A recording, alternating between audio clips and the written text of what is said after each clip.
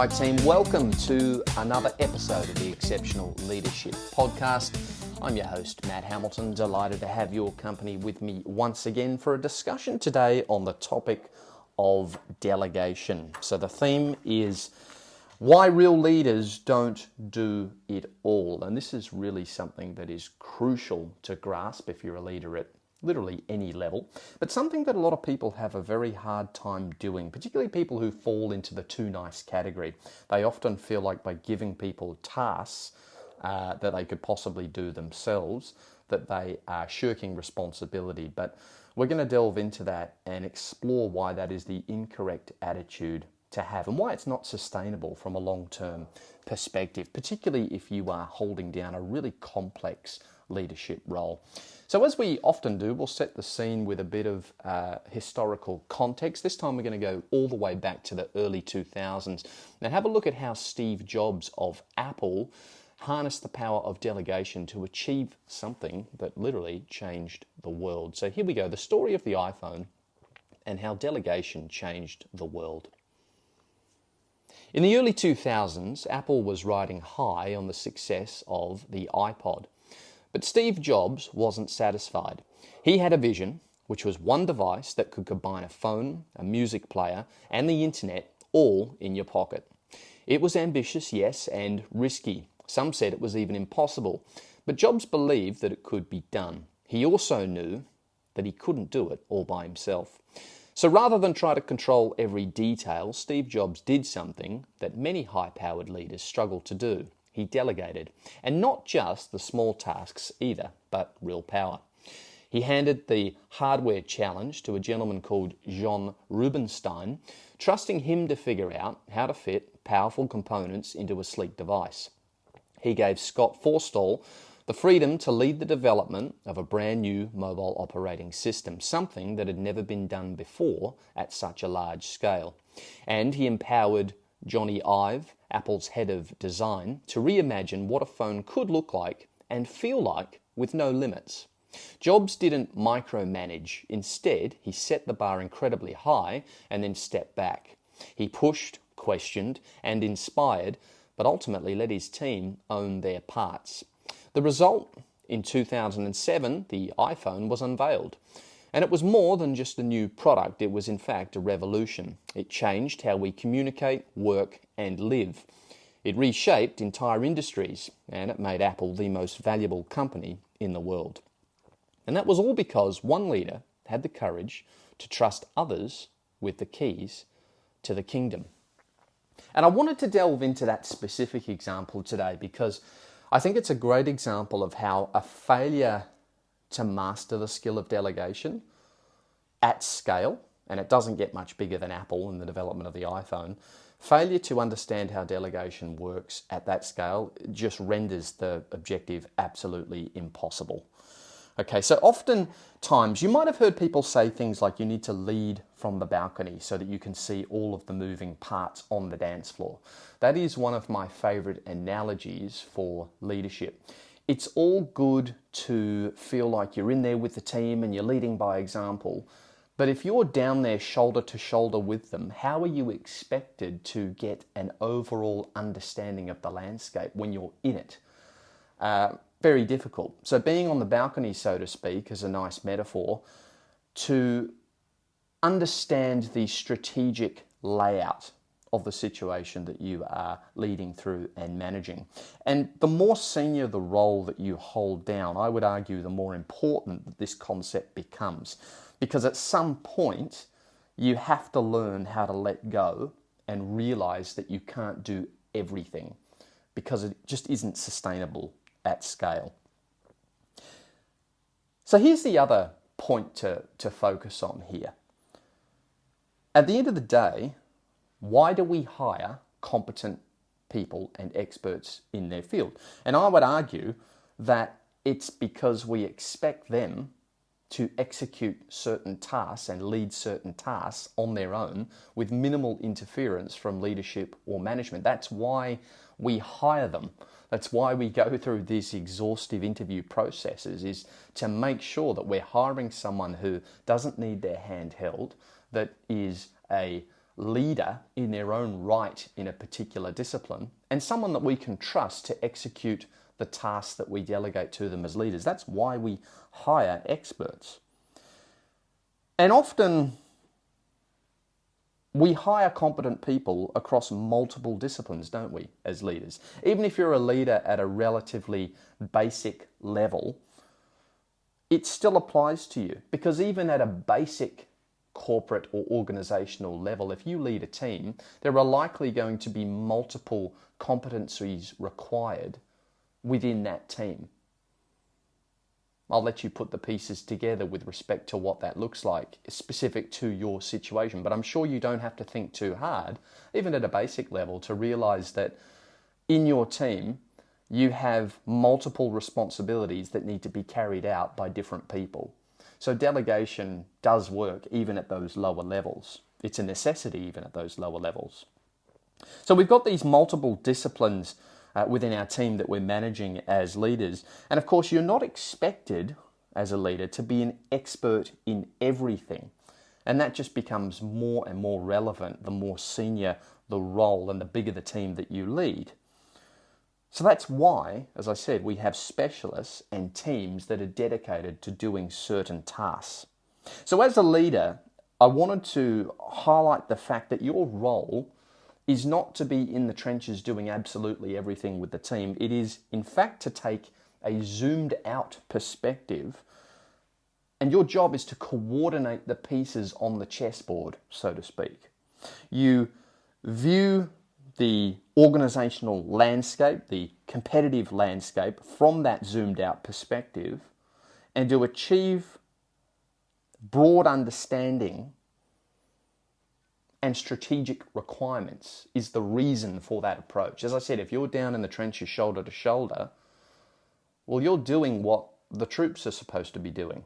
That's not your role. That's not what you're being paid for. What you're being paid for is to coordinate teams and point them in the direction that you're meant to be heading from a strategic objective perspective. It's to harness their skills and point them down the path to success. That is your role as a leader. So delegation isn't about avoiding responsibility. It's about channeling tasks through the correct channels to support a broader strategic objective that would otherwise be impossible to achieve without the use of that tactic. Let me say that again, because this is a key part of this podcast, and particularly for those of you that might feel bad about asking people to do things, right? But you might feel like you're shirking your responsibility by asking someone to do a task that perhaps you think you could do. Let me read that again. Delegation is about channeling tasks through the correct channels to support a broader strategic objective that would otherwise be impossible to achieve without that technique. And that sums up the power of delegation. As a leader, you know that you need to pull your resources together to achieve a common goal. And you just cannot do that at scale. You cannot run around doing absolutely everything as a leader, even if you know how to do a lot of those individual tasks. It cannot rest on the shoulders of one person. Okay, so you need to adopt that perspective. You are a leader. That is your discipline now. You're not on the floor. And you are paid to have a broad understanding of the strategic objectives at play. And your role is to now coordinate the resources under you so that you all pull together as a team and achieve that objective. That is a core part of leadership. And let's delve into something else, right? So when you have competent people, they expect you to give them responsibility. It's weird if you've got a senior manager sitting at the top who leads a great big team of interdisciplinary people and specialists and all manner, of people in between. And instead of letting those leaders under them manage things and do things according to their expertise, according to what you hired them for, it's weird if that senior manager can't let go and has to helicopter and has to be involved in absolutely everything. And it's called micromanaging. And not only do people absolutely hate it, but it's incredibly inefficient. And it will doom you to failure. You cannot sit at even a senior management level, you can't do that, but certainly not at an executive level. You have to step back, you have to delegate, and you have to coordinate those pieces from the balcony. It is absolutely unsustainable. And I don't think anybody who hasn't grasped that concept will be successful at an executive level or a senior management level. You have to grasp the importance of delegation. So I mentioned that nice people have a lot of trouble delegating. And I need you to get over that. I need you to understand that you're actually empowering people and helping people and giving people a sense of purpose by delegating. Now, I'm not suggesting that you go, look, I can't be bothered sending that email, so I'm going to ask my staff to do it for me. I can't be bothered, doing a simple day-to-day task that really has no business sitting with them. That's not what I'm talking about. I'm talking about these competencies that fall into specialist categories. I'm talking about competencies that would be in these people's job description, things that they signed up for, things that they are being paid to do.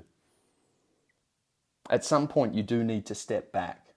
So understand that delegating is not something that represents a shirking of responsibility. It's actually great leadership. Okay, and when people are brought on board to perform certain tasks, they find it strange when you're insisting on having an overbearing presence with respect to how they're going about completing that task. They expect you to trust them, treat them like adults, and essentially leave them to do their job. You can check in occasionally. We need to maintain that connection, but step back. And sometimes as leaders, when we have low competence staff, now this is the caveat to this. There's always nuance with leadership. I talk about it all the time. There are, in fact, as a caveat, instances where we do need to take a little bit more of a hands-on approach and lead by example, and that is specifically when we're dealing with low competence staff. That is a situation where we do need to get shoulder to shoulder and teach them by doing. And if you want some more information on that, refer to episode number 10, which deals with situational leadership. But the point that I am going to make is that if you're at a management level in a company and you are dealing with experts in their field underneath you, if you have a low competence individual underneath you, then you've got your hiring practices all wrong. You should be hiring people who know what they're doing and who don't need their hands to be held. So it does depend on the situation that you're in, the field that you're in. If you're at a lower level management role, like in a restaurant or a bar or something like that, then that's an example of where, yes, of course, you're probably going to have to be shoulder to shoulder with the person and actually show them the ropes, because they're probably a young person, maybe, their first one or two jobs, they don't really have any experience or skills. Then of course that's a situation where that sort of more intense helicopter style oversight might be required until they get up to speed, but that's just because they're a low competence individual. That's a different type of leadership, and it is appropriate under certain circumstances, particularly with your young people. But if you are in a professional environment where you're dealing with adults who are experienced and who are experts in their field, that is absolutely the wrong way to go. So learn how to delegate. If you are in a situation, as I said, whereby you're having to deal with low competence individuals and you want some information on that, go and have a listen to episode number 10 on situational leadership, and you will be a full bottle with respect to how to go about that. So we'll end it there, crew. It's always hard to keep it under 20 minutes, so hopefully I've come close to that. But delegation, absolutely crucial. I want you to get over any insecurities you have with respect to performing that skill and start doing it to achieve better overall effectiveness. Guys, just a little bit of a call out. If you haven't subscribed to the show on whatever social media channels we exist on, which is basically all of them, please do so. Follow us on Instagram, follow us on Facebook, follow us on LinkedIn. Do all of that. We do have some behind the scenes content that we can all enjoy together in the form of reels, so on and so forth. I am putting a little bit more effort into the social media side of things. And of course, make sure you subscribe to the show on whatever podcast app you listen to the show on. That does make a very big difference. And finally, I know I ask you all the time, guys, but I really appreciate it. I need your help to spread the word. Tell a friend, tell 10 friends about this show if you get benefit from it and you think they would too. Guys, I'll leave it there. Until next time, see you later.